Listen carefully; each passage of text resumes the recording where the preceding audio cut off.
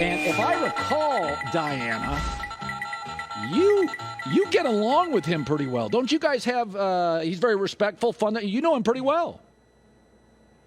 Yeah, I knew him when he was actually getting a lot of scrutiny. Well, he was getting scrutinized a lot from the media and locally, and he was so young. Not to age myself here, because it was years ago that I covered him when he was with the Nationals, and everyone knew he was a superstar, and he always had that superstar treatment around him, right? You always had the communications people around him, and keeping their hands up to make sure you're not getting that one-on-one time. And I'll give Bryce Harper a lot of credit.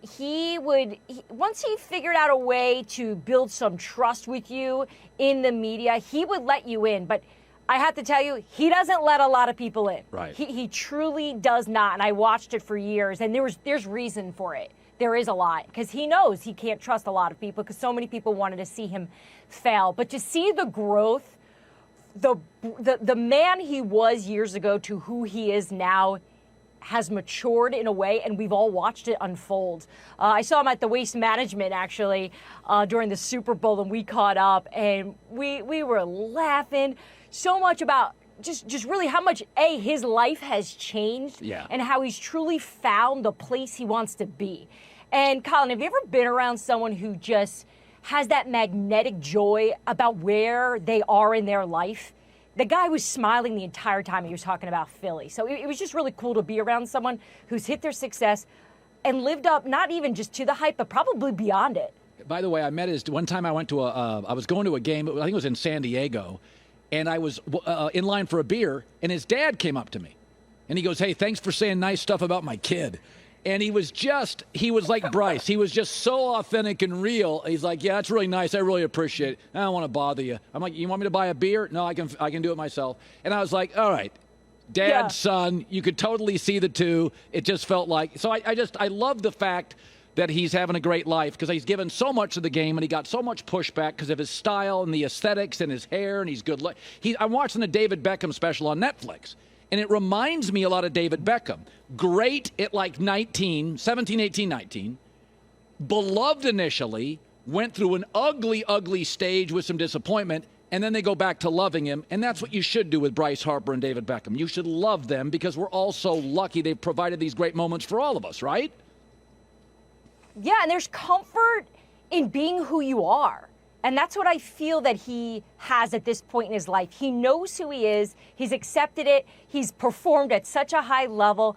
And, man, it must feel good to walk into the bank and feel the love all the time. I spent a lot of time in Philly. My family lives there. And he's a god there. Me right next to Jalen Hurts and Jason Kelsey. So he is exactly where he should be. And I'm so glad you brought up reporters keeping things to themselves before, because he and I had a lot of conversations at Waste Management about things I wish I could say right now, because we were chatting about the Nationals in Washington at the time he was there, but the growth in it. He's just really become an athlete that is so easy to root for. Okay, Dianna, I got Dianna Russini for our radio audience, the Athletic Senior NFL Insider. We love having her on the show. So I got three things I really want to address. We've gone back and forth on the Kirk Cousins stuff, and J-Mac, to his credit, said before the season when they were moving off to Alvin Cook, he said it feels like they're going to start rebooting some things here. And I do think Kirk has a market.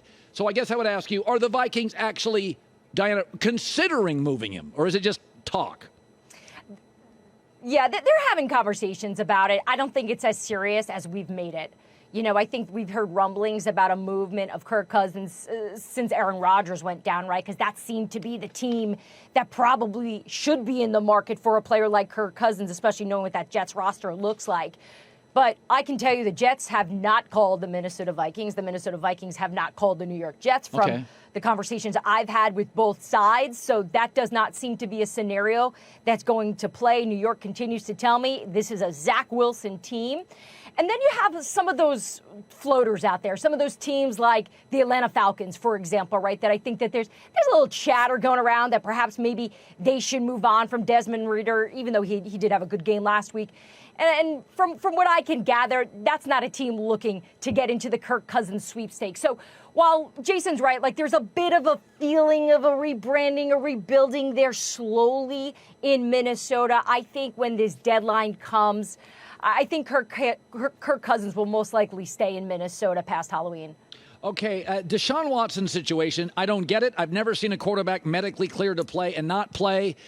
I'm just looking for some clarity. I don't know if anybody outside of Deshaun has all the answers. Diana, do we have some clarity on what exactly is going on? Yeah, I've got a few for you. So it's a bruised rotator cuff, okay? So it's difficult to manage because the pain changes throughout. It's not like a consistent feeling where all day long it's painful. Sometimes it feels a little bit better, and then sometimes it feels severe, which is why on Sunday you saw so many of us insiders reporting Deshaun Watson expected to play. He should be out there, right? Because that's the information that we were gathering, because that's what the team was believing and thinking, because they were in touch and obviously communicating with their quarterback. But once he went out there and just went through a workout, it just didn't feel good. And this is a type of injury, it's like a 2 to 6 week injury, right? So we're on week 3 here, just about. So you got to figure it probably doesn't feel great just yet.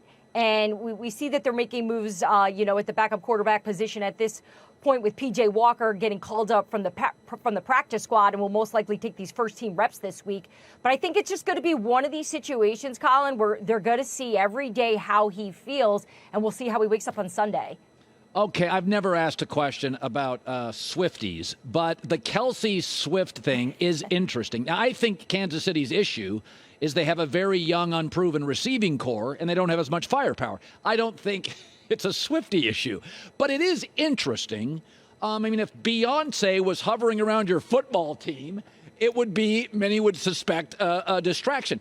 Has it affected anything? It's a well-run organization, but it's like a global story. I would say Taylor Swift's bigger than Beyonce at this point. I mean, I know the Beehive's going to come at me right now, but just the way it feels right now, she's the biggest star of my lifetime. I've never seen anything like it. I was around her on Sunday Night Football when she came to the game at MetLife Stadium, where she was there to watch Travis. And, Colin, you know how this is when you do this job. I don't want to use all my sources and information, or at least try to get information on things that don't really matter, right? So I want to save the bullets. I don't want to waste them on asking the Kansas City Chiefs about Taylor Swift. But at the end of the day, I had to ask about it because it is a story, right? It is. We're all paying attention, and we're seeing this offense not clicking. I talked to Travis after that game on Sunday Night Football against the Jets where, he led with catches, but they were not good. Yeah. And he told me, he's like, I'm pissed. I said, why? Why are you mad? He's like, I knew I was mad, but I wanted to know. And he's like, because we're not helping our defense at all. We are not clicking, right? So I did wind up asking a few people in that building what it's been like. And they said they've let Travis really dictate how they're reacting to all of it. And it's really been put on him, and he's done a really good job of keeping it out of the building. The only thing that they did add is it's a little weird that there's paparazzi outside the facility and outside Travis's home all the time. But otherwise, besides the Taylor Swift songs that are being played in the locker room, they're trying to really keep it about their business. And I think it's fading. The vibe of it all, the excitement of it all, it's kind of fading away.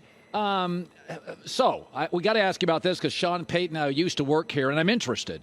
I do think, I said it yesterday, I was a guess, it wasn't source. I said I would move Jerry Jeudy or Cortland Sutton. They hit on a young receiver.